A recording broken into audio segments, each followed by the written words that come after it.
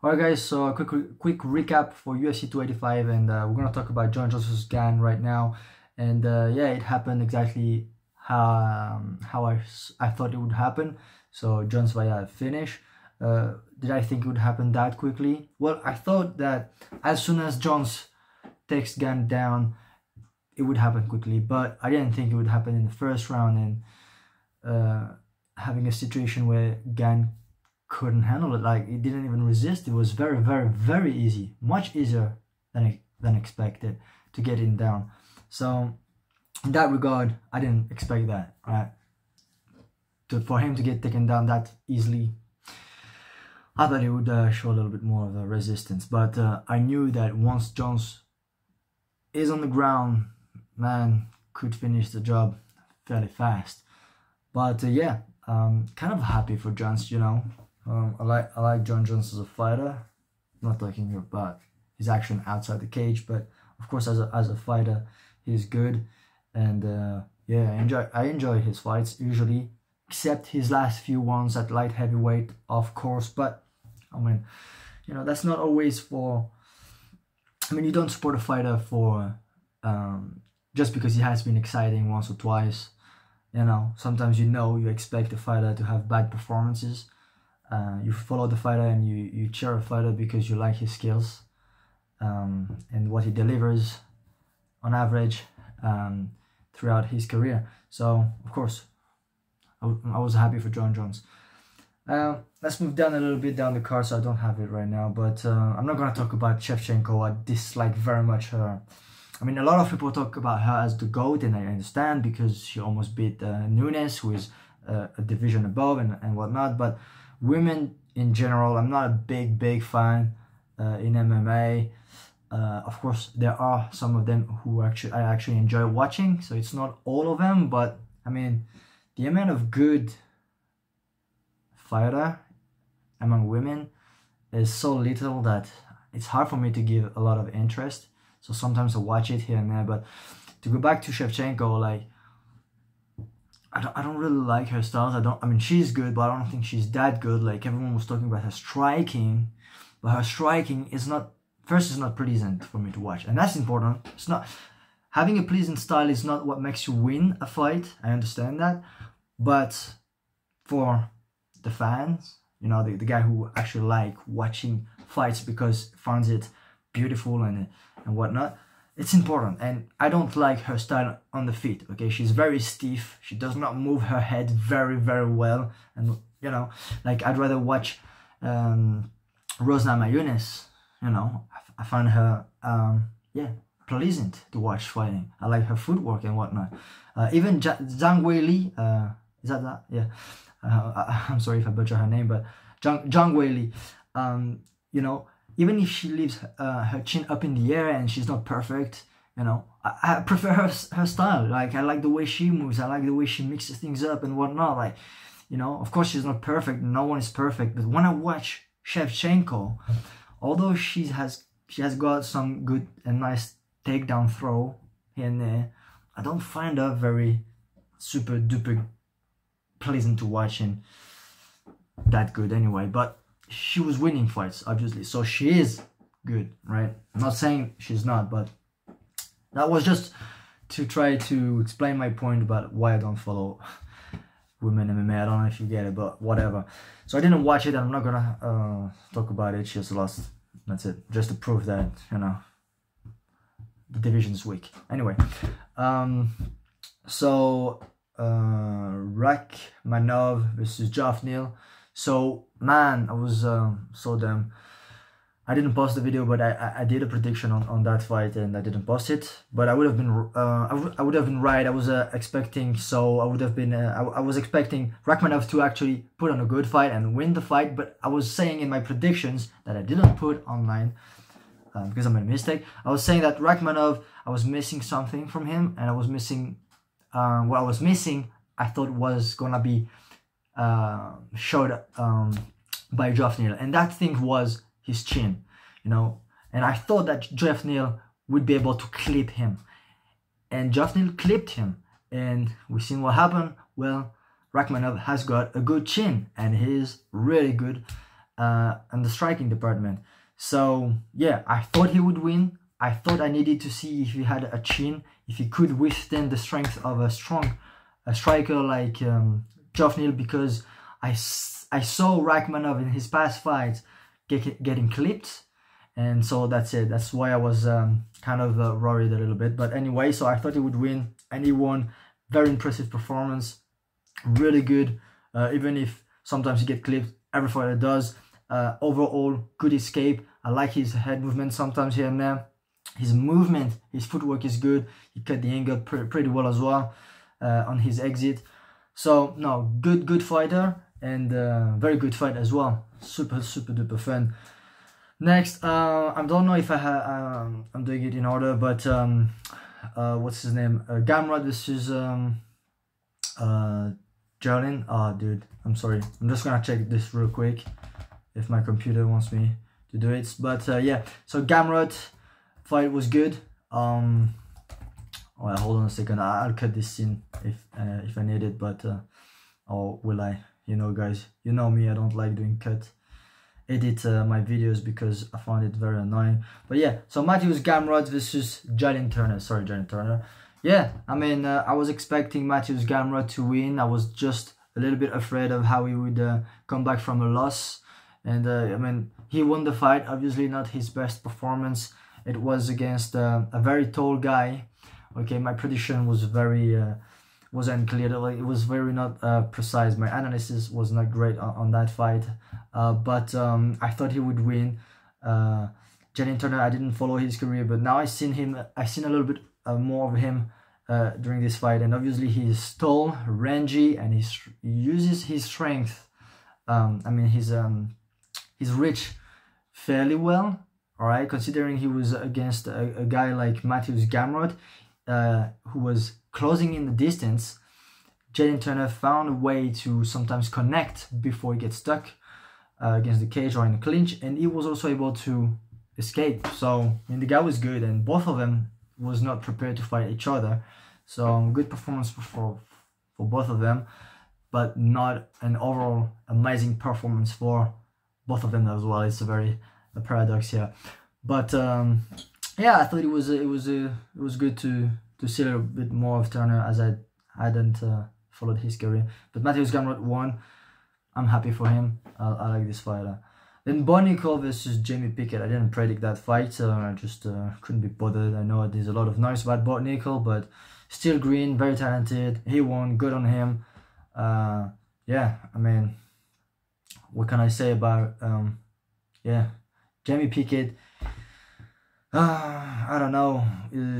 Yeah, I mean, his defense on the ground, I mean, he got into this arm triangle fairly quickly. I don't think he was super duper on, but obviously he tapped. I think, you know, I mean, Bo Nickal must have a fucking squeeze, and he must be able to hold on that squeeze for a long time, because that was not the prettiest arm triangle, right? But if he was really pressuring that hard for so long, then I can understand that eventually perhaps, you know, you would tap on a sub like that who was not, I thought, not completely locked in. Although, I don't know. I don't know very much of Jamie Pickett, but I don't think that was a great taste. But I mean, Bo Nickal is early in his career, so good on him. He won the fight very quickly. Amazing for him. Awesome. Cody Garbrandt. So to be honest, I couldn't follow this fight all the way through. I mean, I watched the event on replay, and yeah, I skipped a little bit. I mean, Cody Garbrandt is very hesitant lately. He's not fighting at the best of his capabilities, for sure. He won. I was predicting him to win, and if not, that he should potentially think of retiring. So obviously he won. Not the best way, but perhaps he needs more win, you know, to get back onto, you know, that confidence of his that he had in the past, and that got him to where he was at the highest. But, you know, we'll see. Not too sure about his future. Derek Brunson versus Dricus du Plessis. Man, listen, I'm doing this all on the reverse, right? Like usually you start from the bottom to the way up when you do the reviews, but I said from the top right away. Anyway, I won't go up to the bottom though. I think I might stop at Derek Brunson versus Dricus du Plessis. Oh no, I will go to Ian Gary as well. So yeah, Derek Brunson versus Dricus du Plessis, man.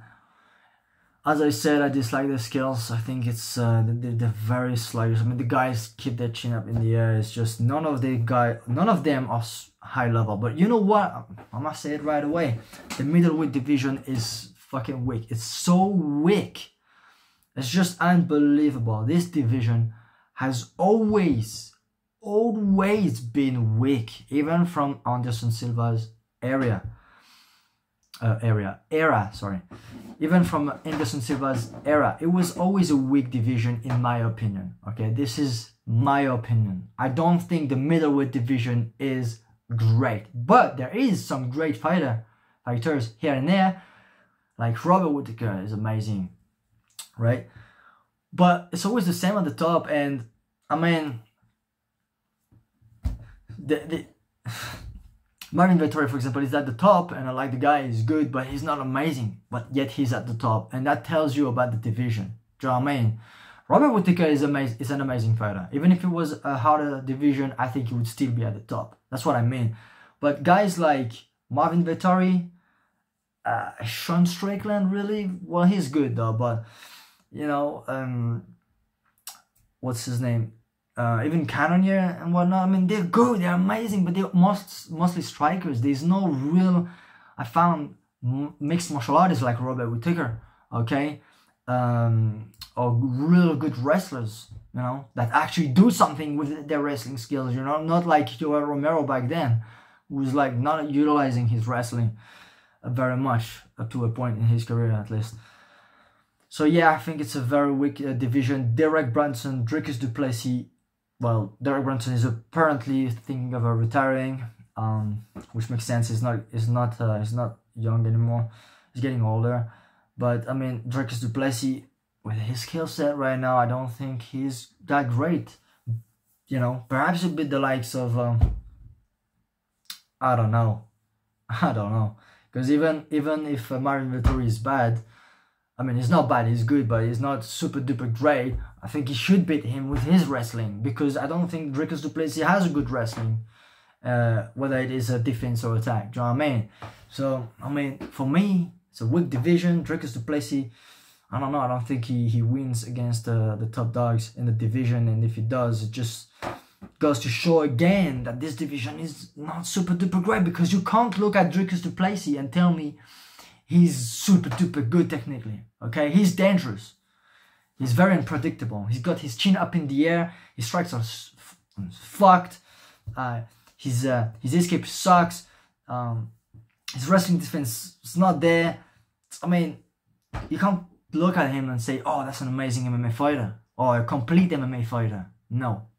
So if he gets to the top, it just goes to show only one thing, and that is the middleweight division is not as good as it could be, or at least as the other divisions, okay? That's just my opinion, at least. Yeah, moving down then.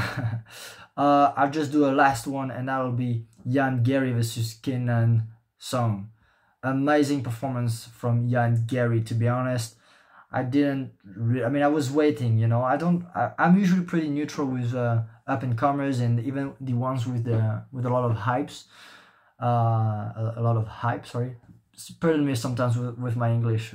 Sometimes I just mispronounce words and whatnot. I'm not from England or any of those country, if you didn't notice. I'm from France, but anyway. I digress. So yeah, I usually stay pretty neutral with up-and-comers with a lot of hype, and Ian Gary won one of them where everyone was talking about him and trashing him down because he was like a Conor wannabe, whatnot. But really, I think Ian Gary's got his own persona. Yes, he drew a little bit of guys like Conor because he was apparently his idol. So, you know, it makes sense. But still, he's got his persona, and he's pretty humble as well. And so, pretty good dude, and I was waiting a little bit to see more of him in the UFC. And on that fight, I thought it was great. Like, I don't know if he'll get super duper high in the welterweight division. Depends on how this division moves, because the top dog are getting older, we're not gonna lie. But yeah, you know, guys with a more complete package would be interesting to see in the future for him. But in striking, that was beautiful. Okay, yes, he got clipped in the first round, but up to that point he was very nice, like very elusive, like very fast, very tactical as well with his shots. He was picking his shots very nicely. And after he got clipped, I mean, he followed up his the rest of the fight pretty well. Like, he went back on track, focused, moved well. I thought it was an amazing performance, and really liked it. And good striker, very, very good striker. I didn't do prediction for that fight. Yeah, I don't always do prediction at the moment because I'm just starting on YouTube here. So like sometimes I'm just, you know, I don't know, right? You know, I don't get very much views. I do this video, I probably won't get any views, but anyway, I just do a little bit of what I want here and there in my predictions. And I usually do predictions on fights that I know, you know, or that I remember, because again, as I'm starting out, I'm not gonna lie, I'm chilling a little bit. I'm not doing a lot of homework. So I usually do picks on fights that either I know both of the fighters or at least one of them, and I remembered a little bit of the other one. Do you know what I mean? Like, it's not, I didn't do homework, but up to that point though, I was pretty good with my predictions. You know what I mean? My analysis is pretty accurate. You know what I mean? On what could happen on one hand to the other from both sides, you know, because sometimes I just give my opinion on what could happen on each sides, you know, of the fighters, you know. So I think up to that point it was pretty good. All right, and we want to try to keep going that way. Okay, that's it. So if this video gets any views, please like and subscribe. Let me know in the comment what you guys thought about this event as well. And yeah, I'll see you next time. Peace.